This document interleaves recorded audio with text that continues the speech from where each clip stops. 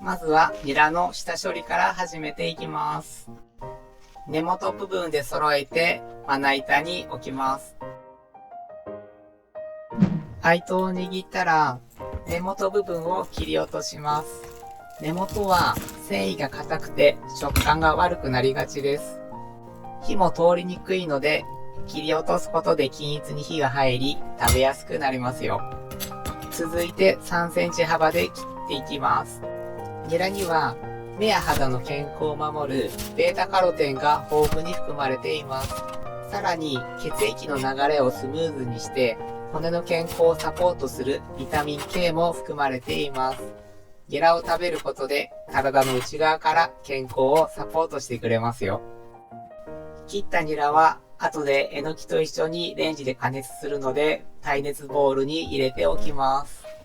ニラにはまた冷え症改善に役立つアリシンや抗酸化作用で体を温めてくれるビタミン E も含まれていますよ。続いてえのきの下処理を行います。えのきの石突きを切るときは袋のまま切ると簡単です。袋の上から根元をスパッと切ればそのまま石突きだけ取り除けて手間いらずですよ。えのきを袋から出したら半分の長さに切ります。オーソドックスな方法ですね。切ったえのきはニラを入れた耐熱ボウルに加えていきます。この時根元側のえのきは手でほぐしながら加えていきます。熱の通りを均一にするためだけでなく食材同士は絡みやすくなり調味料もしっかりと馴染みやすくなりますよ。さらに食感は軽やかになり食べやすくなります。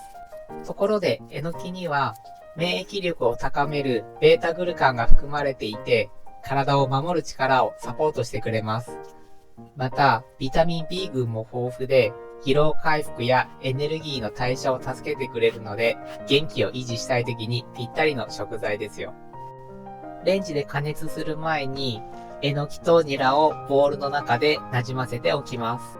これをすることで食材同士が均等に混ざり、加熱後に調味料を加えた際、しっかり馴染みやすくなりますよ。そうすることで味もより一層引き立てることができます。馴染んだらレンジ用の蓋をして加熱します。600ワット3分で加熱しました。蓋を開けるとえのきとニラが適度にしんなりしています。調理スプーンでかき混ぜてみても全体的に熱が入っているので大丈夫そうです。ただ水分が出ましたので調味料を加える前にしっかり取り除きます。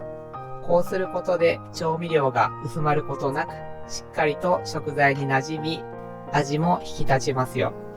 水気を切れましたので調味料を加えていきます。まず鶏ガラスープ小さじ1/2。鶏ガラスープは旨味のベースとなり全体の味をしっかりまとめてくれます。次にニンニクチューブ合計2センチ分。ニンニクチューブは香りとコクを加えやみつき感を引き出してくれますよ。続いて塩小さじ1/4。塩は素材の甘みを引き立てながら味のバランスを整えてくれます。ごま油大さじ1。ごま油はコクと風味をプラスしてくれます。ツヤも出て仕上がりがぐっと良くなりますよ。醤油小さじ1。醤油は塩味だけでなく香ばしさと深みを与えてくれます。最後にいりごま小さじ2。いりごまは香ばしさと食感をプラスして風味豊かに仕上げてくれます。調味料を入れ終えましたらこれからボウルの中の食材をよく混ぜ合わせていきます。調味料がしっかり馴染むことで味が均一になり美味しく仕上げられますよ。ところで調味料の最後に加えたごまには抗酸化作用のあるセサミンが含まれていてアンチエイジングにも役立ちますよ。風味だけではなく健康にも嬉しい効果があるんです。十分混ざり合ったら最後の仕上げで器に盛り付けていきます。調理スプーンについた食材も器に移し、その後全体的にバランスを整えました。スプーンにすくいました。えのきのシャキシャキ感とニラの風味がしっかり馴染んでいます。ニンニクのパンチが効いて、ごま油のコクも加わり、これはやみつきになる味です。えのきとニラのやみつき和え、簡単に美味しくできました。材料や作り方は概要欄に記載していますので、ぜひご確認ください。最後までご視聴いただきありがとうございました。この動画が少しでもお役に立ちましたら、チャンネル登録や高評価をいただけると嬉しいです。